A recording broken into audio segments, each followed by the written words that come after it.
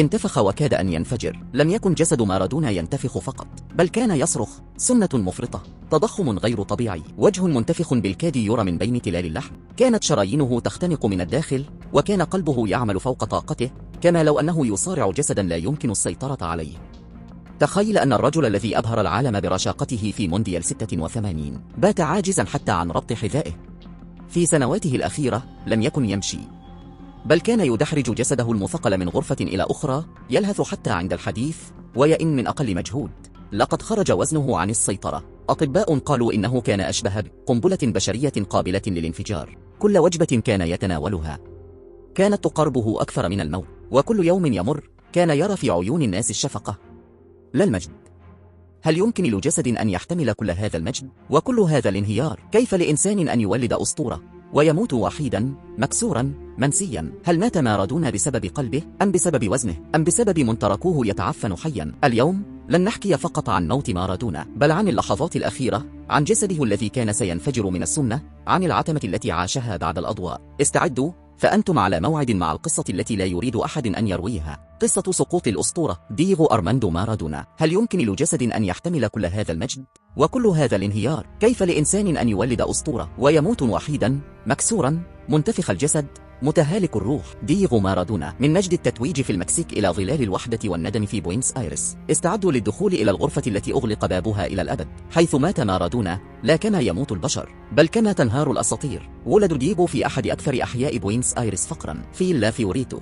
طفولته كانت صراعا من أجل لقمة العيش، وكان الطعام عنده حلما نادرا لا روتينا يوميا. حين لمس الكرة لم يكن يحلم فقط بأن يصبح لاعبا، بل بأن يأكل، أن يعيش، أن يشبع الجوع الذي ظل يلاحقه حتى بعد أن صار مليارديرا. نعم، الجوع القديم ظل يسكن أعماقه ولم يتركه أبدا، بل تحول إلى شراهة مدمرة. بعد أن أصبح أيقونة في نابولي، كان مارادونا يمتلك كل شيء: المال، الشهرة، النساء، النفوذ، لكنه لم يكن يمتلك السيطرة على نفسه. صار يأكل بنهم، ويشرب بلا توقف، ويتعاطى الكوكايين كأنه يتنفسه. ومع كل كأس، مع كل وجبة دسمة، كان مارادونا يدفن ببطء. لم يكن يسمن فقط، بل كان ينتفخ جسده حرفيا. الكبد يصرخ، القلب يختنق، الرئتان تضيقان.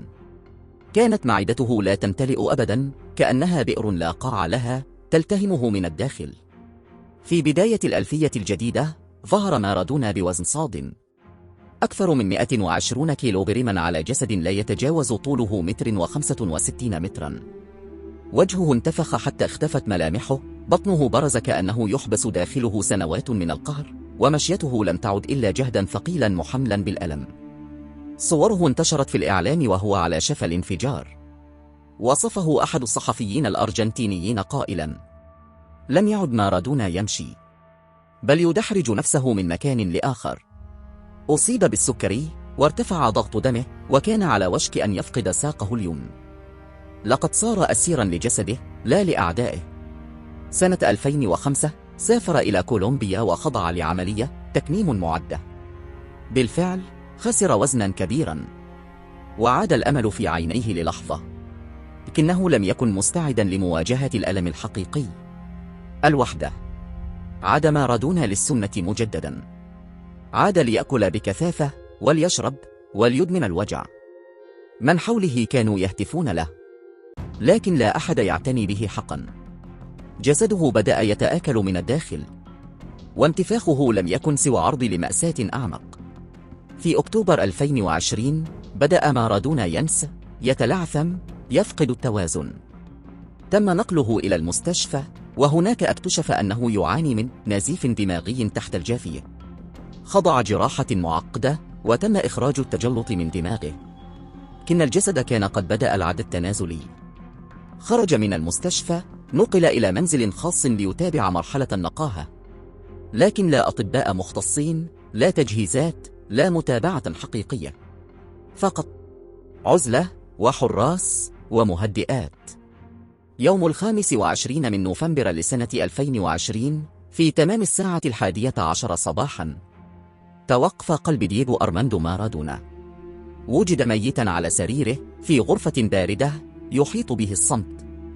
جسده كان منتفخا، مملوءا بالسوائل، قلبه تضخم حتى انفجر. لم تكن هناك إسعافات أولية، لم يكن هناك طبيب في اللحظة الحاسمة. مات مارادونا كما عاش آخر سنواته، وحيدا، مهملا، مثقل الجسد. التحقيقات بعد موته كشفت عن إهمال صادم. طاقم طبي فاشل، أدوية خاطئة، لا متابعة نفسية، لا خطة طبية دقيقة. 7 أشخاص من فريقه الطبي وجهت لهم تهم القتل غير العمد. ابنته قالت باكية: أبي مات لأن أحدا لم يكن يريد له أن يعيش. لقد تركوه ينتفخ حتى الانفجار، ثم تخلوا عنه وكأنهم ينتظرون لحظة سقوطه. هكذا رحل مارادونا، لا وسط الجماهير، ولا في ملعب أخضر، ولا بين محبيه، بل في غرفة بلا أصوات، بجسد منهك منتفخ وقلب توقف عن الحلم.